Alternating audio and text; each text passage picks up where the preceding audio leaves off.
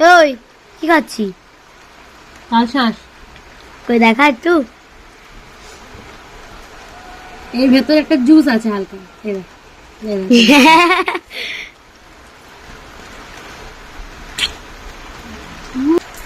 বাইরে বৃষ্টি হচ্ছে, দারুণ অ্যাম্বিয়েন্স, দারুণ। এখন একটা বাকি রয়েছে।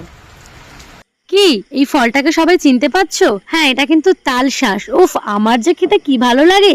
আগের ক্লিপে নিশ্চয়ই দেখে সেটা বুঝতে পেরেছো। ছোটবেলায় এটা খাওয়ার সময় আমি আর আমার দাদা ভাই কে কটা বেশি খাবে এটা কিন্তু নিয়ে মারামারি করতাম।